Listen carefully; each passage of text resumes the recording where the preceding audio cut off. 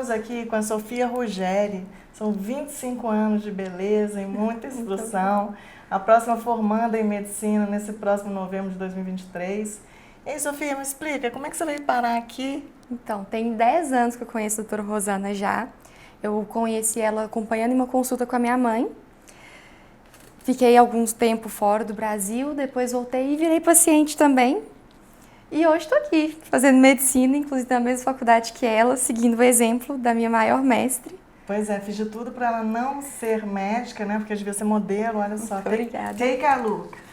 E aí resolveu fazer medicina, então assim, o benefício é nosso. Mas e aí, Sofia, qual que é a sua visão assim de recém-formada? O que você espera? O que você já está percebendo? Quais são os caminhos que você pretende seguir? Concorda com o modelo ou não concorda? Então, agora estamos na reta final do curso.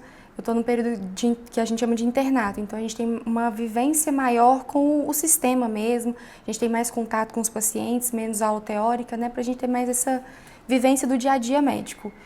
Então, por um lado, a gente fica feliz, ansioso por essa reta final, por estar perto da formatura, da tão esperada formatura, e por outro lado, um pouco receoso se vai dar conta, se não vai, e um pouco decepcionado com a realidade atual da medicina, com todas as limitações que a gente tem e de como o sistema funciona, assim. Então, é um mix de sentimentos nesse momento. Imagina a confusão de uma médica recém-formada.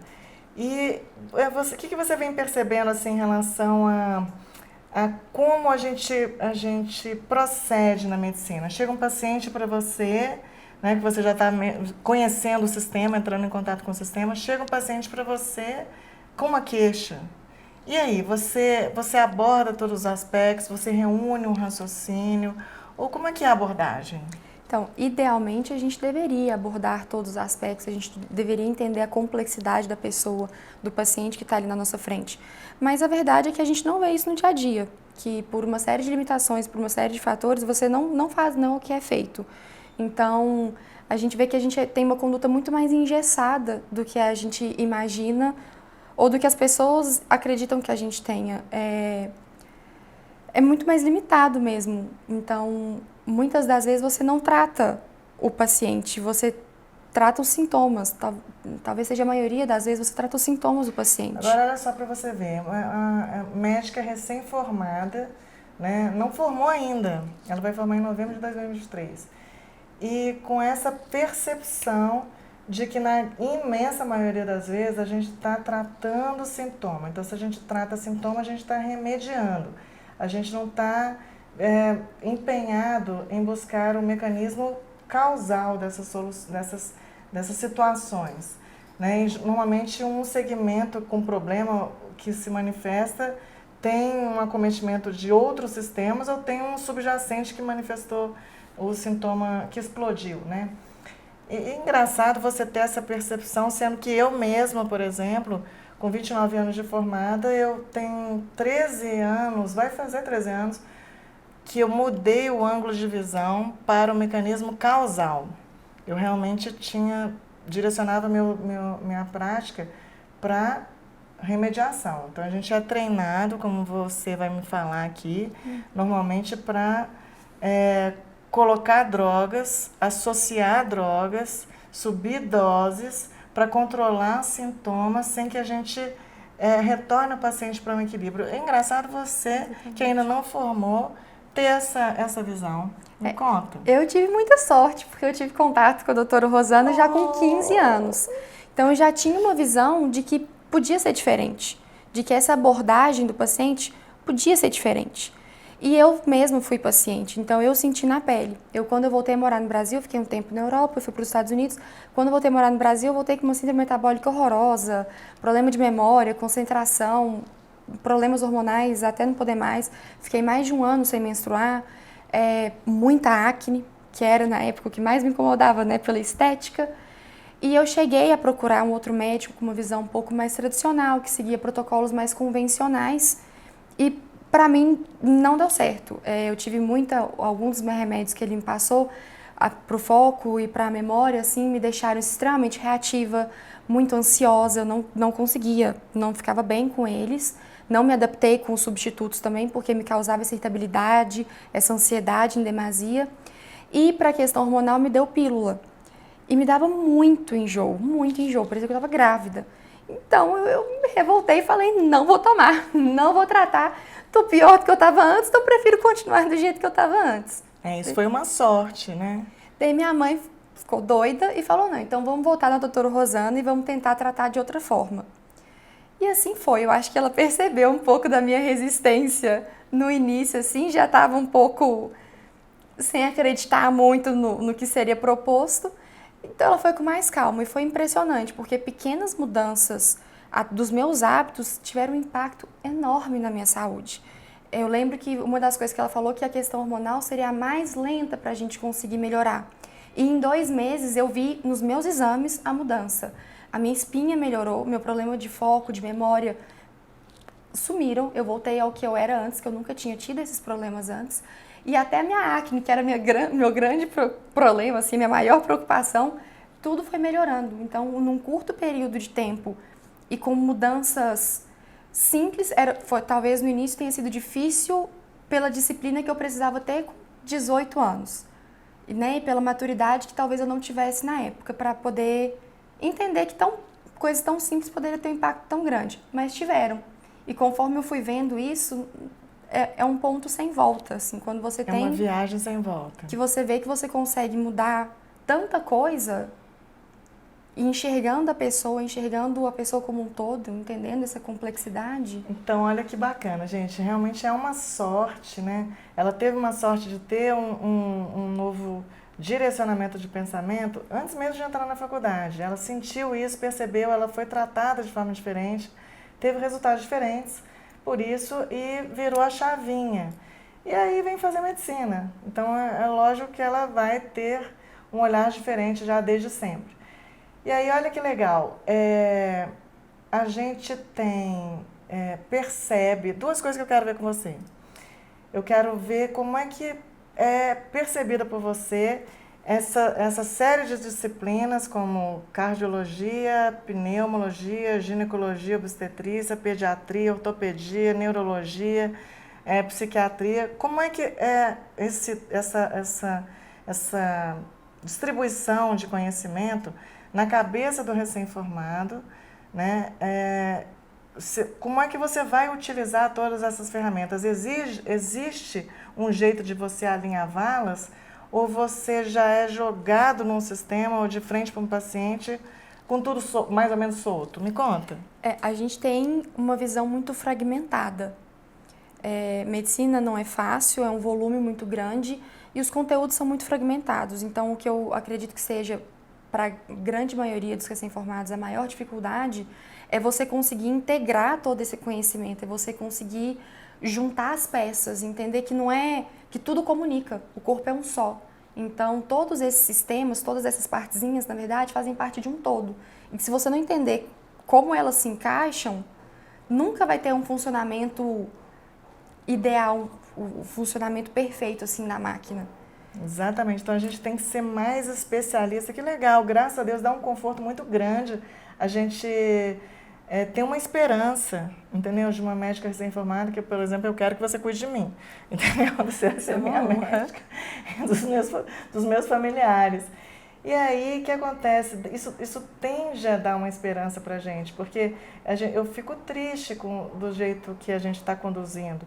E é muito bom ver uma médica que está se formando, né, com essa nova visão. Isso é tranquilizador, porque já percebe que é uma engrenagem, né, que tudo precisa estar junto para poder estar azeitado. Essa orquestra precisa funcionar direitinho.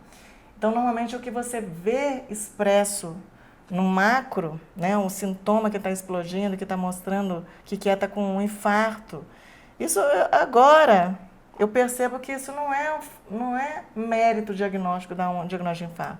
Isso é atraso no diagnóstico, né? Porque foi um sintoma que apareceu. Mas todo um problema foi sendo construído por detrás durante anos e anos e anos, até que chegou o dia D da manifestação do sintoma. Não foi aquele dia que você adoeceu. Você já tem essa visão?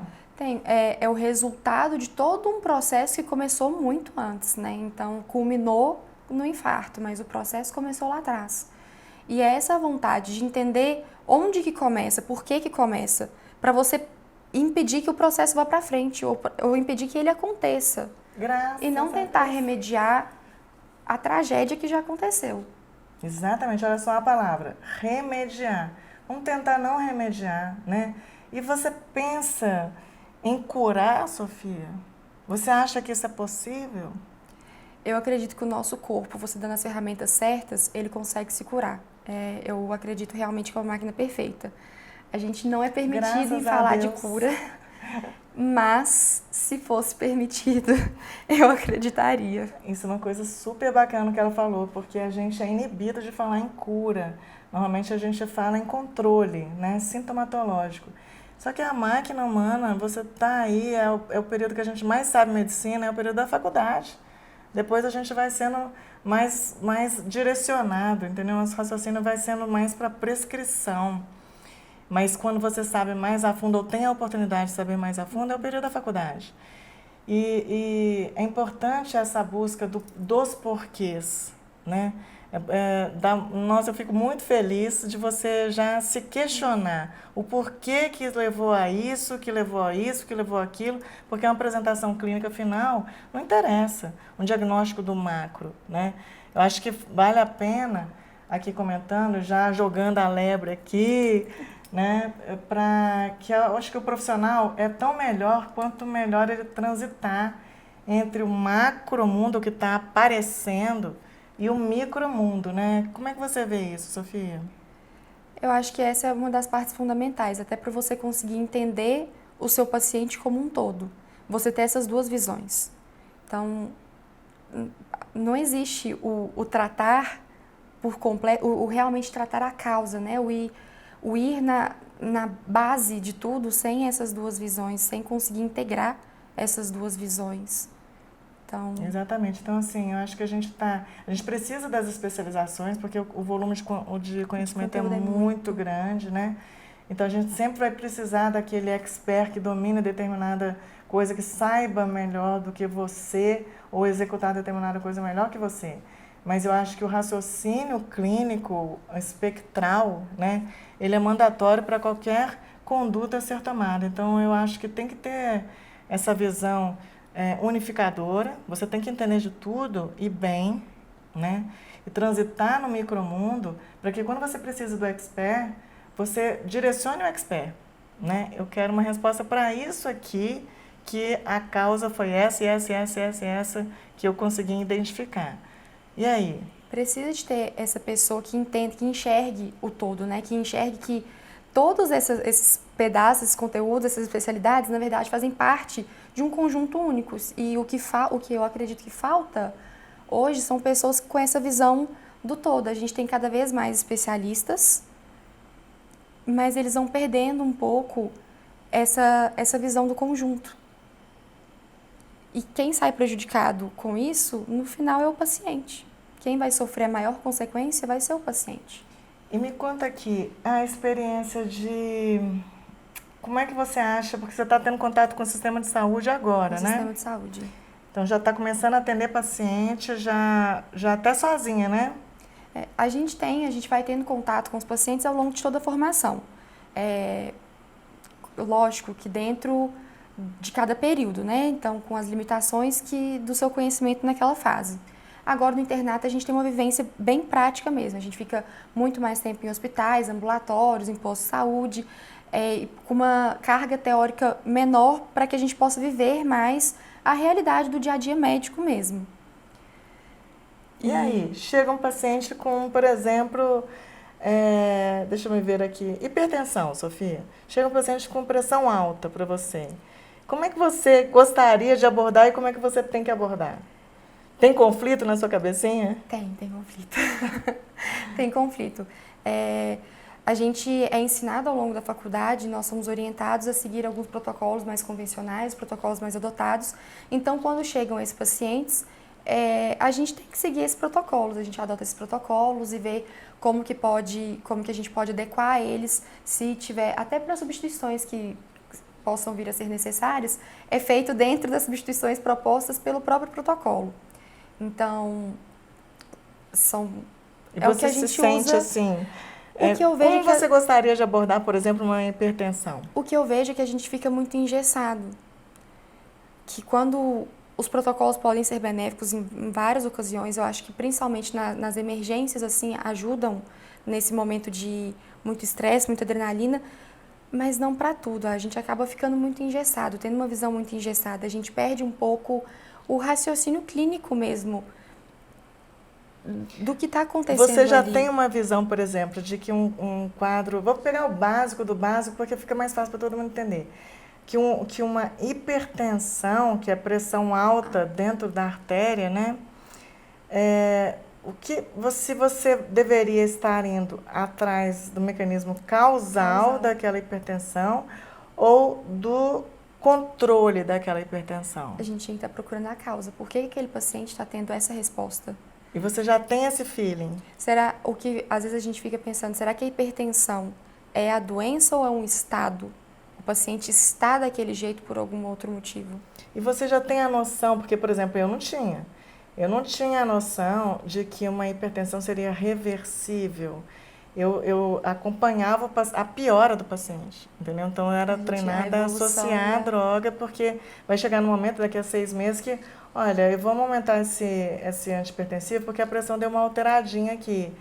Então, assim, você já tem essa noção de que é mais importante entender o mecanismo causal do que o controle do problema? Com certeza, Gir. E essa visão eu já comecei a ter. E eu acho que se o tratamento está dando certo, a gente começa a reduzir o medicamento do paciente. Mas para reduzir, o que você tem que tomar? Você tem que ir na base. Você tem que ir na base disso aí. Então, por que esse paciente está desse jeito? É uma alimentação errada que pode ter causado isso? O estilo de vida como um todo, né, que pode estar levando a isso? É alguma deficiência desse organismo que pode estar ajudando a manter esse estado? Tem vários porquês atrás disso. Então, você tem que ir atrás dessas respostas. Olha só, está ainda em processo de formação. E falando para a gente dos mecanismos causais. O que ela falou? Alimentação, estilo de vida como um todo, alguma deficiência que o organismo precise trabalhar para se remodelar e não está tendo, ou seja, o sistema consegue se restabelecer, mas ele está tendo dificuldade devido ao estilo de vida. Então, a epigenética entra muito aí, né, Sofia? Muito, muito tranquilizador saber que você está pensando diferente, entendeu? Vai fazer a diferença na vida de muita gente. E fico feliz que a gente tenha aqui e ali médicos que já pensem de forma melhor, gente. De forma melhor é atrás de mecanismo causal, entendeu? Realmente não tem como ser diferente. É uma viagem sem volta, né? A Sofia já percebeu isso, graças a Deus. Vai usar na prática dela. Vamos contar com ela aqui na equipe, se Deus quiser. Amém. Né? Porque eu venho esperando por isso. Não, Sofiazinha? Estarei que você aqui. nasceu para o mundo e para ajudar muita gente, né, meu amor? Muito obrigada aqui pela entrevista, porque é muito bom ter sangue novo no pedaço, né, gente? Muito obrigada. E essa experiência tão linda e que tranquiliza a gente, que tem gente pensando diferente, entendeu? Muito obrigada. Eu que agradeço. Oh, muito lindeza, obrigada, gente. Gracinha demais. É isso aí, gente. Tem esperança na medicina no Brasil. Tem esperança, não é não, Sofia? Não tem. Tem que ter, a esperança é a última que morre. Um beijo.